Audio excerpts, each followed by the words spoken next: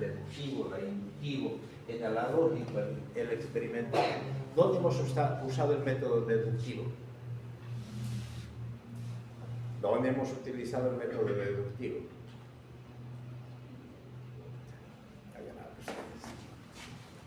¿Dónde se ha usado el método deductivo?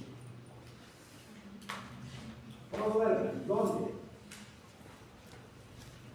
¿Hemos usado deducción?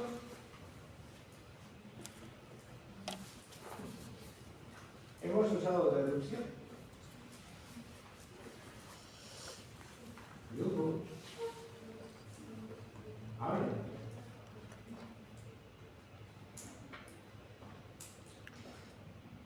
A ver.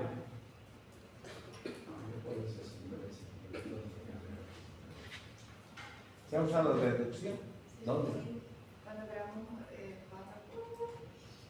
¿Y eso qué quiere decir? O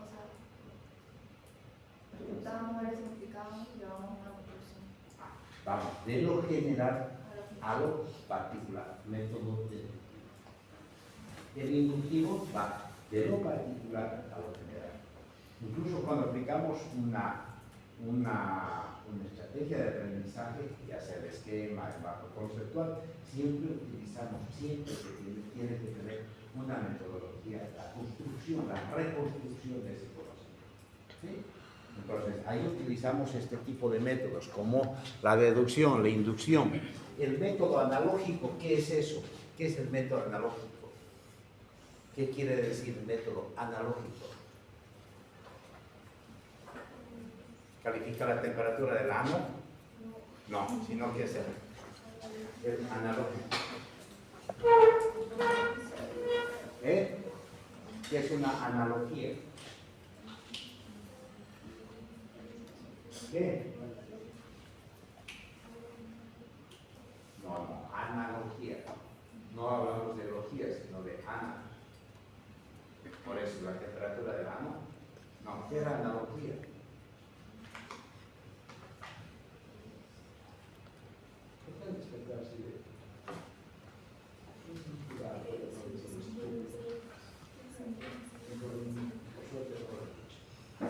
¿Qué es la analogía? ¿Qué es? Es un método para hacer una comparación. La analogía quiere decir comparación. Entonces, en este caso, el método para manejar el conocimiento hace comparaciones. Cuando hemos hecho la construcción de párrafos, hemos hecho de diferenciaciones o comparaciones, ¿no?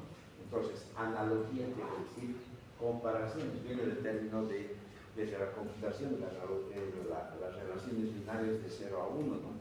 Entonces, es un método, la analogía. Y el método experimental, por supuesto, que permite manejar dos respuestas basados en dos elementos. Hay otros métodos ya más particulares que permiten manejarse en la investigación basadas en las disciplinas. Por ejemplo, la inferencia matemática, en las ciencias exactas utilizan ese método. El psicoanálisis se utiliza en la psicología, ¿no? Como un método para poder explicar muchas cosas. El constructivismo, el método clínico que nosotros utilizamos para manejar las investigaciones en salud, la legislación comparada que utilizan los abogados, etc. Ya son metodologías particulares que se utilizan para la gestión del conocimiento. ¿Ya? Entonces, en la investigación nos basamos en el método científico, un conjunto de componentes. Pero no solamente es eso, una receta mecánica, sino que en ese proceso, en cada uno de los componentes, hay que desarrollar metodología que aplica la gestión del conocimiento. Y hay métodos generales, universales, generales y particulares. Espero que hayan entendido. Nos va a llevar a un resultado. Una investigación nos lleva siempre a la generación de conocimiento. Y si se suma conocimiento, se crea una ciencia. Por eso que la ciencia es el conjunto de conocimientos racionales, ciertos, comprobables, obtenidos metódicamente, sistematizados y verificables, que hacen referencia a objetos de la misma naturaleza. ¿Se puede generar, aumentar conocimiento a la biología? Por supuesto que sí. Es una de las ciencias con mayor incremento de conocimientos, ¿no? Entonces, qué sé yo, los japoneses inventan que el páncreas artificial se puede reemplazar al páncreas natural y entonces, vamos, es conocimiento. Cualquiera de los elementos. Como es un producto de la investigación científica, el resultante de un proceso histórico continuo de generación de conocimientos, resultante de constante razonamiento crítico, cuyos productos continúan en permanente transformación. La ciencia siempre está transformándose. Hay nuevo conocimiento, se comprueban nuevos elementos y hay nueva transformación de la ciencia. Nos ha habido un sopapo de la ciencia al conocimiento cuando nos vino el COVID, ¿no? Las estupideces que hemos hecho porque no habían conocido. ¿Quiénes han comprado ivermectina, por ejemplo, en su casa? Nos hemos almacenado de miedo, ¿no? Acitromicina, un montón de acitromicina. Hemos tomado acitromicina 3 veces al día durante 6 días. Imagínense cuál era la dosis de la acitromicina. Era una tableta al día, máximo 2, durante 2 días, 3 días. Y le hemos metido cada 8 horas el miedo, desconocimiento. No había. Entonces, cuando hubo más conocimiento, cuando se generaron investigaciones, ya ha cambiado la percepción sobre las enfermedades virales, ya tenemos una nueva perspectiva. Para ser científico debe tener 2 requisitos. Debe tener una explicación de su origen. Para que sea conocimiento científico, debe ser conocimiento comprobado, es decir, que haya una comprobación de su origen. Y el otro debe ser regularidad de un sistema conceptual que establece explicaciones a las relaciones internas que rigen los procesos. Vale decir que deben ser explicables. Deben ser explicables. No solamente tienen que tener un origen, sino que ese origen debe ser explicable. No debe haber ningún vacío en la coherencia y la explicación del conocimiento. No podemos basarnos en, yo no sé, yo creo que será. No, todo es basado en conocimiento popular. Un elemento más que es más complejo es la epistemología, solamente como una definición. Es una parte de la filosofía. Viene epistémico, que quiere decir conocimiento, es el estudio del conocimiento, maneja la organización y el uso del desarrollo del conocimiento. En algunos elementos, para hacer investigación necesitamos algunas definiciones epistemológicas, tenemos que entender cómo funciona el conocimiento, cómo se organiza. Es la teoría del conocimiento. La teoría, el modelo y el paradigma. A ver, ¿qué es una teoría? Una teoría es una sistematización de hechos, hipótesis, leyes y generalización multidimensional. A ver, cuando uno plantea una respuesta a un problema, a un elemento, puede establecer una teoría. Para nosotros es más difícil porque la teoría tiene que estar bastante sustentada. A ver, tenemos el ejemplo de la vida de Newton, que era un físico y un matemático que hizo investigaciones, y estudió, y después de estudiar, ¿qué es lo que hacía? Estudiaba, y en algún momento el hombre se cansa y dice, voy a descansar. Se sale a su jardín, se apoya a su árbol, se sienta ahí, empieza a hacer reposo mental. Y ese momento, ¿qué le pasa a esa gente? Le cae una masa. Y en base a esa caída, empieza esa es la explicación del proceso creativo. Le viene plantea una idea de que, los objetos caen. Entonces, hay algo que hace que los objetos caigan. Entonces plantea una teoría, la teoría de la gravedad. Entonces, esa teoría lo explica. Dice, todos los objetos se atraen, no importa el peso que tengan. Plantea una teoría con criterio de rigor científico, todo lo Esa teoría fue tan validada, imposible de refutarla, que se convierte en ley. Y ahora la tenemos como la ley de la gravedad. ¿Sí? Hay elementos de conocimientos que ya no son refutables, que ya no se cambian, y eso se convierte en ley. Pero aquellos conocimientos que todavía pueden transformarse se manejan como teorías. ¿Ya? Ese es el ejemplo que debemos hacer. Conjunto de conocimientos racionales y estructuras que sistematizan y explican los fenómenos y los hechos reales. Pero sistematizan y explican hechos reales. Esa es una teoría. ¿Qué es una modelo? ¿Qué es? Es una muchacha bonita que hace así su mano. Esa es una modelo. Pero un modelo son representaciones teóricas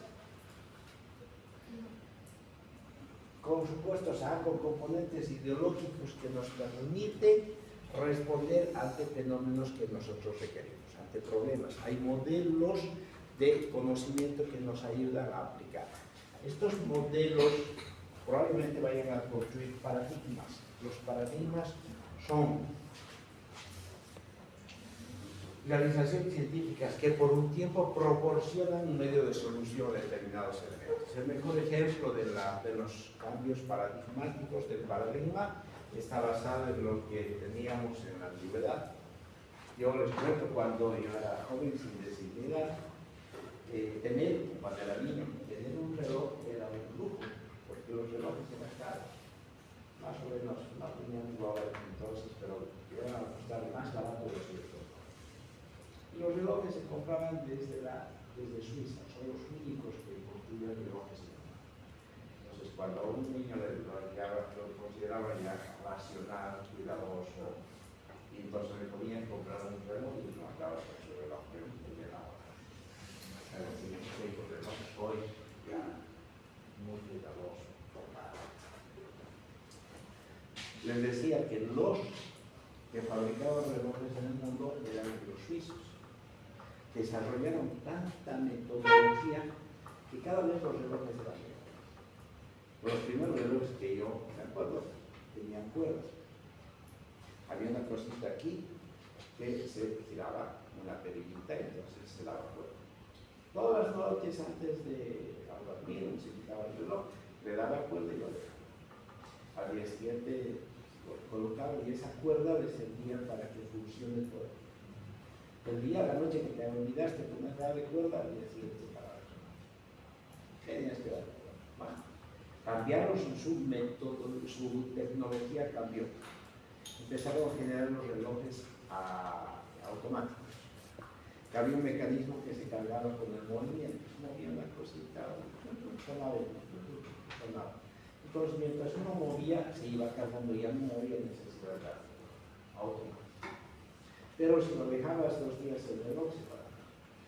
Había que tenerlo en uso. Y después ya empezaron a tener mayor precisión en los componentes, en los mecanismos, usaron titanio, oro, un montón de cosas. Y los relojes eran totalmente distintos. ¿Cuánto cuesta un reloj Rolex? Actualmente. Más o menos. $50,000. La malla solamente cuesta $2,000, $3,000. Imagínense eso. Bueno, los relojeros suizos eran dueños del tiempo porque ellos manejaban, tenían tecnología desarrollada, ya eran varias relojerías. En un momento dijeron, a ver, veamos qué es lo que va a pasar en el futuro. Contrataron a una consultora y les dijeron, a ver, pues que investiguen qué es lo que va a pasar en la relojería del mundo. Pasan 6 meses, este equipo de consultores les dice, miren, en un tiempo los relojes van a ser a pilas, no sean estúpidos, ¿cómo van a hablar? No estamos trabajando en tecnología carísima, finísima, y ustedes dicen disparates. Les pagaron y los compraron. Al año siguiente se hizo la Feria Internacional de la Relojería y estos muchachos consultores colocaron un stand planteando de que los relojes podían ser a pilas. Pasa por ese stand la Texas Instrument de Japón y al año el mercado mundial se inunda por relojes a cuarzo. Y todo el mundo ya accede a relojes a cuarzo. ¿Cuánto cuesta un reloj a pilas? Un reloj a batería. ¿Cuánto cuesta un reloj? $10. Más barato ¿Hay? ¿Hay de 5? ¿Cómo que no? ¿Hay de 2 pesos? ¿Cómo que no? ¿Eh? ¿Qué es el tema? Ah, no, pero de 2 pesos hay pues en las piñatas, ¿no? ¿Han visto que las piñatas caen en relojes? ¿Funcionan? Claro que sí funcionan. El problema es que no tienen que obedecerse, funcionan muy bien, pues ayuda. Pero imagínense, 2 bolivianos un reloj. Y los suizos, el reloj más barato era $150. ¿Qué pasó con ellos? No supieron reconocer los cambios paradigmáticos. Y los suizos, por no reconocer, por no aceptar que el conocimiento puede cambiar en el tiempo, sucumbieron. Se cerraron, se tuvieron que fusionar las empresas relojeras suizas y entran en quiebra. Se fusionan, la Longines desaparece y solamente hay unas 4 o 3 relojeras que son dentistas solamente, como la Rolex, creo que hay un poco de Rada, los otros relojeros. Y los japoneses ya han trabajado también relojería de ese tipo. Pero fundamentalmente, así sea que manillas, manejan relojes actuales, que les baja el costo. Entonces, ¿qué pasó a los suizos? No supieron reconocer los cambios de paradigma. Ese es un paradigma, un conjunto de conocimiento, pero este conocimiento cambia, mueve. Si yo voy a poner una venta de relojes, ¿quiénes tienen un reloj? Levanten la mano, aquí en su mano. Una sola persona, por razón llegan tarde, si no tienen reloj. ¿Qué hacen? ¿Qué hacen? El celular, ¿verdad? Entonces, si yo pongo una fábrica o una venta de relojes, no estoy reconociendo el paradigma, ¿verdad? Porque el paradigma ha cambiado el sentido. Todos tenemos, qué sé yo despierto y veo la hora en mi celular. Entonces, de acuerdo a eso, hago mis acciones. Entonces, imagínense cómo cambian los paradigmas. Entonces, ya hay otro tipo de celulares, ¿no? Digo, de relojes. No me van a creer, ayer me han regalado un candidato de Cano en humanidades, un reloj de estos. No puedo creer hasta ahora que me han regalado un reloj. Obviamente no es este saco, pero era parecido. Y lo veo, no había cómo cargarlo siquiera. Una cajita baratita, debe ser barato para que regalen, ¿no? No entiendo el maestro cómo regalar. Debe ser de contra barato, pero es un reloj que hora, pulsaciones, presión arterial, todo tenía. Espero que tenga, no sé cuánto durará. Pero se saca la manilla y se lo enchufa a un cabezal y está cargando. La próxima semana voy a contar si funciona. Pero para que me regale un candidato debe costar 10 pesos, ¿no? No, un poquito más. Creo que regalen de 50, están invirtiendo mucho y van a recuperar esos 50 por 50 docentes. ¿Recuperan? Ah, es una inversión entonces. Mientras más regala el candidato, más dudosa es la cosa, ¿no? Oye, me preocupa porque estoy invirtiendo y cómo va a recuperar eso. A mí me preocupa. Bueno, pero eso es otra cosa. Los paradigmas cambian, son conocimientos que cambian y que nos permiten explicar la realidad. ¿Ya? Entonces, son reconocidos y funcionan por un tiempo. La investigación científica es un proceso de racionalidad crítica que se basa en el método científico, produce nuevo conocimiento para transformar determinadas parcelas de la realidad. La investigación científica es un proceso que utiliza el método científico para generar conocimiento. Es formal, sistemático, de construcción teórica aplicado a un método sobre un problema de la realidad. Siempre se basa en un problema de la realidad. Es reflexivo, sistemático, controlado, crítico, que conduce al descubrimiento de nuevos hechos o conocimientos en diferentes campos del conocimiento. Consiste en una serie de procesos para resolver problemas cuyas soluciones usan aplicación de conocimientos teóricos o operaciones. La investigación científica implica que se utilice el método científico para generar conocimiento, pero tiene que ser un proceso comprobado, validado, complejo. No se hace una investigación en 2 noches, en una noche. No se hace. Una investigación tiene que tener una reflexión crítica, un proceso comprobado donde la teoría comprueba al elemento al real, a la práctica, y se fusionan, y eso nos permite explicarnos la realidad. Vamos, 2 diapositivas. Necesito que despierten. ¡Ey! ¡Despierta!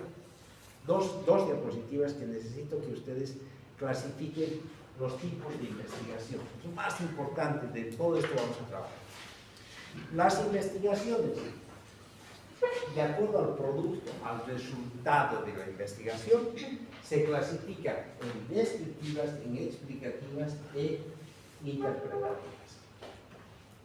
¿Cuáles son las investigaciones descriptivas? Aquellos que nos permiten describir la realidad. Pueden ser simples o exploratorias, aquellas que nos permiten describir de manera simple la realidad. Yo quiero saber la frecuencia de estudiantes que duermen en clase. Entonces voy a describir. A los 15 minutos de clase, 2 durmieron. A los media hora, 4 durmieron. Entonces, pues estoy describiendo la realidad. Y el ejemplo más lógico es, por ejemplo, la incidencia. Nosotros hacemos investigaciones descriptivas para describir qué es lo que pasa. Quiero saber cuántas personas han enfermado con dengue, la incidencia de dengue. ¿Es conocimiento nuevo? Sí, porque de esa población no había antes conocimiento. Esas son las descriptivas simples. Las correlacionales, aquellas que no implican causalidad, pero nos permiten describir la relación de un componente en relación a otro. Quiero saber cuál es la incidencia del dengue en relación a la proliferación de mosquitos. Estoy relacionando 2 elementos que varían, pero estoy describiendo la realidad. En esta población hay mayor dengue porque hay más mosquitos. En esta población hay menor dengue porque hay menos mosquitos. Estoy describiendo esa realidad. Las investigaciones pueden ser explicativas, con relaciones de causalidad, donde el investigador ya provoca una respuesta, una causa a una respuesta. Si yo aumento, por ejemplo,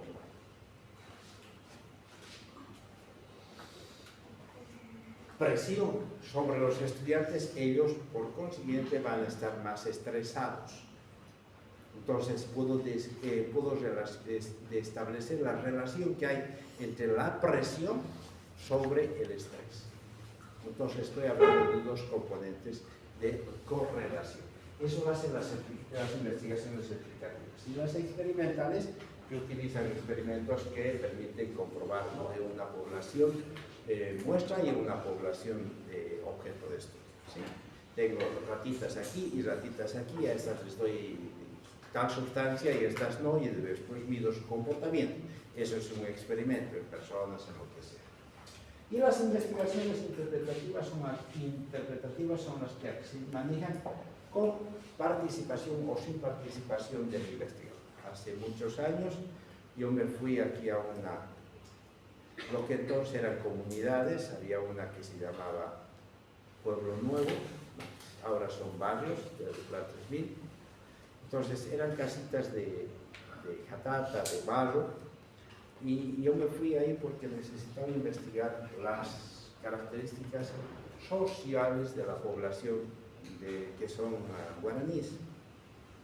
Entonces me fui un mes a vivir ahí. Les pedí permiso, me consiguieron una casita o alguien con albergar, y entonces ahí organicé un equipo de jóvenes que me permitían hacer investigación. Porque si yo iba a las familias, nadie me hubiera contestado nada adecuado, coherente a mí. Pero en cambio organicé un equipo de jóvenes de la comunidad y ellos fueron los que hicieron el levantamiento de información. Ellos tenían una información mucho más real que la que podía haber obtenido yo. Entonces, hicimos una investigación, yo como facilitador y un equipo de investigadores de la comunidad.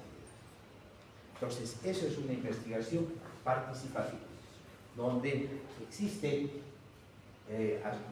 investigaciones que permiten interpretar conductas, comportamientos de comunidades. Ese es otro tipo de investigación cualitativa. Entonces, lo esencial que tenemos, que la investigación puede ser descriptiva, que describe los fenómenos. Aquí hay 1, 2, 3 personas que están durmiendo, estoy describiendo, o una explicativa. Si a ese le doy un sopapo, ¿va a despertar? Me permite. ¿Verdad? Las investigaciones, según el número de variables, pueden ser uni-, o multivariadas. ¿Qué es una variable? Es el elemento que varía. Hey, no duermes. ¿Cómo te llamas? ¿Quién más? El otro lo está durmiendo. El otro está durmiendo con ojos abiertos. ¿Cómo te llamas? Emanuel. ¿Cuántos años tienes?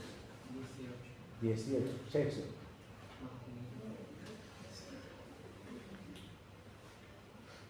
¿Cómo te llamas? Juliana. ¿Cuántos años tienes?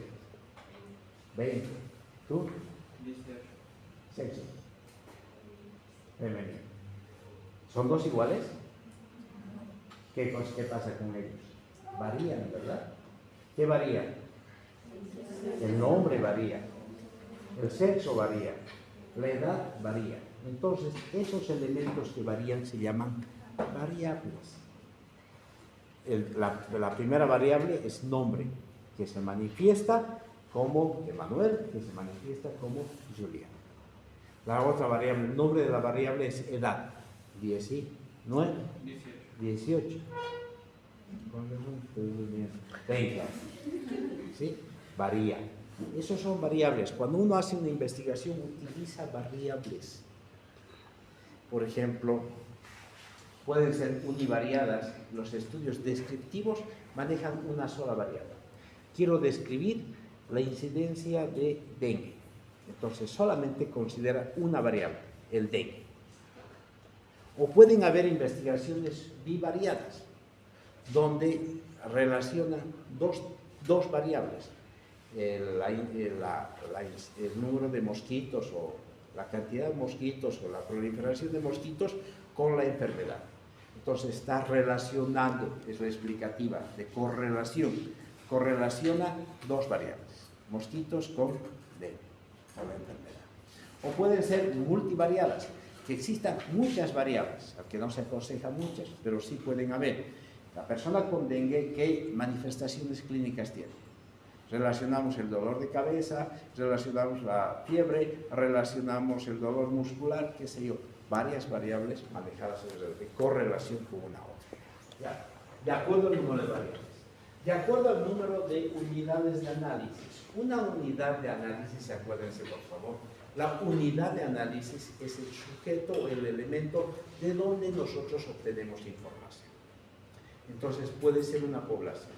Si yo quiero hacer una investigación sobre el dengue o el consumo de drogas en estudiantes de medicina, ¿cuál será mi unidad de análisis? Los estudiantes de medicina, porque de ellos voy a obtener información. Pero no solo son personas, porque yo puedo hacer una investigación basado en información que obtengo en historias clínicas. Voy al hospital, reviso historias clínicas y de ahí saco información. Las historias clínicas son mi unidad de análisis. De acuerdo a la unidad de análisis, puedo hacer estudios de caso, de un solo caso, en muestras de 3 a 10 casos o muestras extensivas.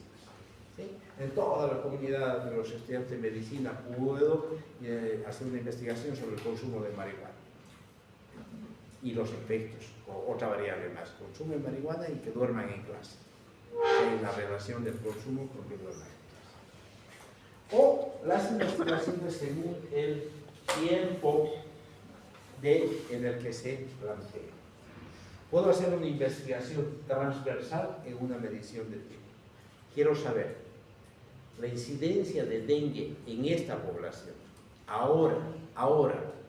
Entonces voy a preguntar, ¿estás con dengue? ¿Estás con ella? Sí. ¿Estás con ella? Sí. ¿Estás con ella? Estoy haciendo un estudio transversal. O puedo hacer un estudio longitudinal donde hago variaciones de tiempo. En el último año has tenido dengue, entonces estoy manejando una relación temporal en último año. Ese es un estudio longitudinal, en un margen de tiempo. En el estudio transversal es en un solo margen. Es importante que se queden con esto porque vamos a empezar a trabajar estos elementos, sobre todo los tipos de investigación, a partir de la próxima clase. ¿De acuerdo? Y les voy a ir explicando todos esos elementos. Y probablemente ya empecemos a trabajar en grupos, así que tienen que venir todos, porque vamos a aprender aquí en el aula a manejar esos tipos. Mientras tanto, la tarea de trabajo del concepto tienen toda una semana para construir un concepto y no improvisarlo haciendo así de la. ¿De acuerdo? Adiós.